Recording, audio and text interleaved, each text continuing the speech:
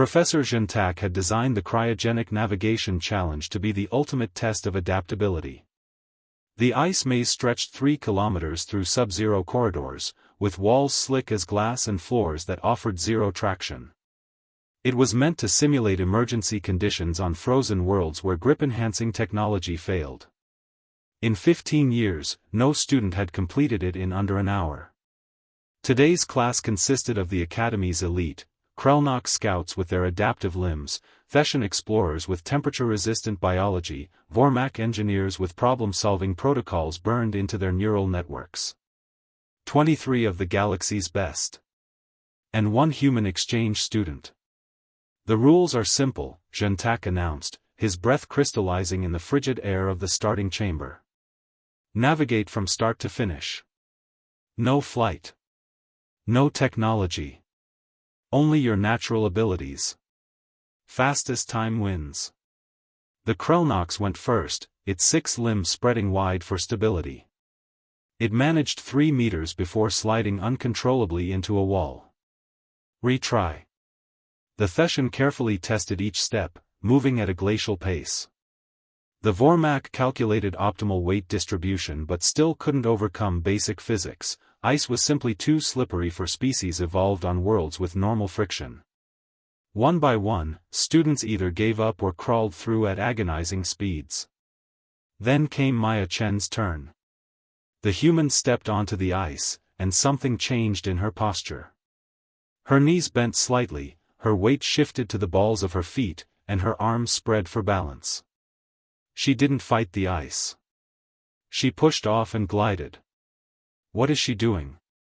Gentak's assistant gasped as Maya accelerated smoothly down the first corridor, her feet sliding in practiced rhythmic motions, left, right, building speed with each stroke.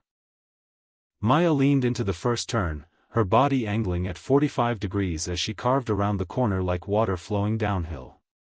She used the walls not as obstacles but as momentum changers, pushing off them to redirect her trajectory. Impossible, Gentak breathed. She's moving faster than running speed. On ice.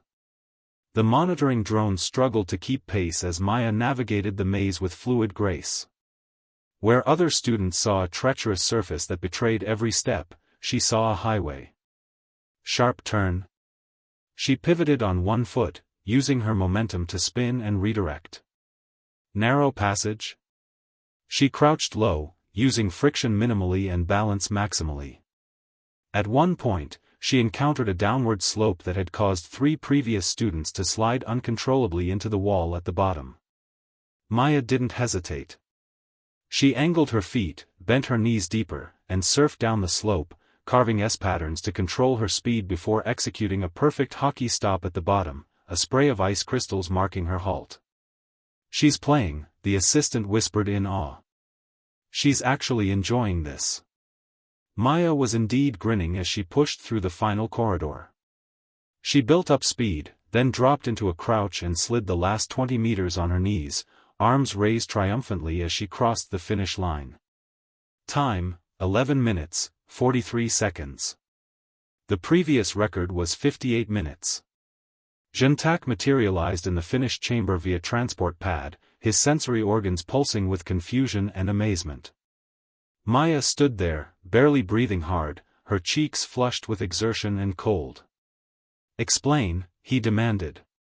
How did you move like that? Do humans have specialized ice adaptation biology we're unaware of? Maya laughed, shaking her head. No, sir. I'm just from Minnesota. Minnesota? It's a region on Earth. Really cold winters. I've been ice skating since I was 4 years old. She gestured at the maze behind her. This is basically just a really complicated ice rink. Ice skating? Gentak accessed the Human Cultural Database. There it was, an entire category of human recreation and sport based on deliberately creating slippery surfaces and then moving across them at high speeds. Not just skating, hockey, curling, speed skating, figure skating. Humans had turned one of nature's most treacherous surfaces into a playground. You do this for fun, the assistant asked. Sure, Maya shrugged. Every winter, back home.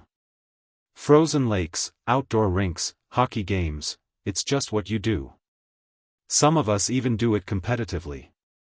Though I was never good enough for the Olympics. Olympics?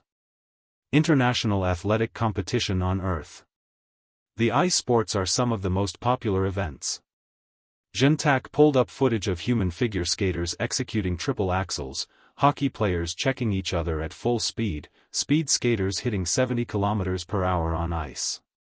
His entire body went rigid with realization.